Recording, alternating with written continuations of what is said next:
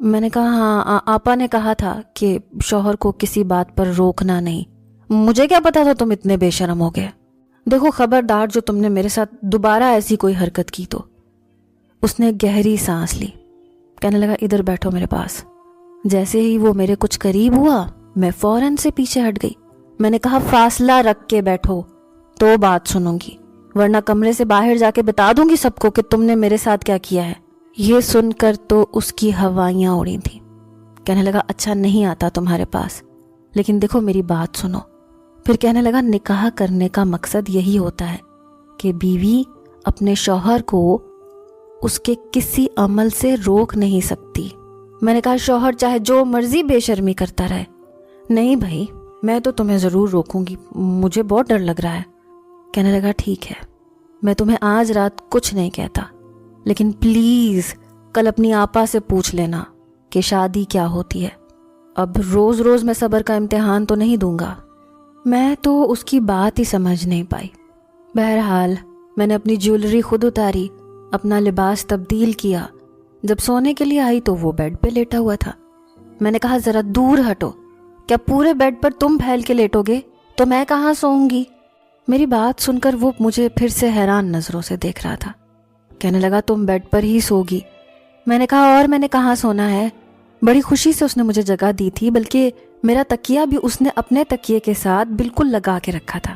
لیکن میں نے اسے گھور کر دیکھا. پھر اٹھ کر صوفے کے پاس آ گئی. صوفے پر چھوٹی چھوٹی گدیاں رکھی ہوئی تھیں. میں نے وہ ساری گدیاں اٹھائیں اور بیڈ کے بیچ میں رکھ دی تاکہ وہ میرے قریب نہ آ سکے، اور پھر اپنا تکیہ سائیڈ پہ کر کے لیٹ گئی. اس نے ایک گہری نظر مجھ پر ڈالی تھی، پھر اپنی طرف کا لیمپ بند کر دیا. صبح اسی نے مجھے جگایا تھا. کہنے لگا بیگم صاحبہ صبح ہو گئی ہے، اٹھو اٹھو، جا کر نہا کر فینسی جوڑا پہن لو. یہ نہ ہو کہ دروازہ کھول کر میری بھابھی اور بہنیں اور گھر کے تمام لوگ کمرے کے اندر داخل ہو جائیں.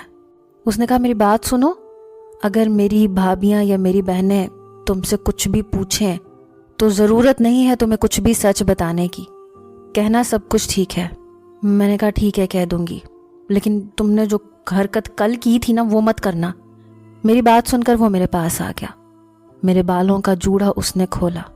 کہنے لگا وہ تو ابتدا تھی اور میں تو آج انتہا کے موڈ میں ہوں. آج کوئی ڈرامہ نہیں دیکھوں گا تمہارا، سمجھی؟ یہ کہہ کر وہ واش روم چلا گیا اور میں اندر ہی اندر خوف کھانے لگی. رات کو ولیمہ تھا، اس لیے مجھ سے زیادہ کسی نے بھی سوال جواب نہیں کیے تھے. ولیمے پر جب ہال میں علی شاہ میرے برابر میں بیٹھا تو کیمرہ مین اسے مجھ سے اور بھی قریب ہونے کے لیے کہہ رہا تھا. جیسے ہی اس نے اپنا ہاتھ پھیلا کر مجھے اپنے پہلو میں لیا، میرا دل مٹھی میں آیا تھا. پھر میرے کان کے پاس آ کر کہنے لگا رات کو بھابھی تمہارے کمرے میں آئیں گی تمہیں کچھ عقل دینے کے لیے، اس لیے ان کی باتیں اچھی طرح ذہن نشین کر لینا. پتہ نہیں کیوں اس کی بےتاب نظریں، بے باک انداز دیکھ کر مجھے خطرے کی گھنٹیاں سنائی دے رہی تھیں.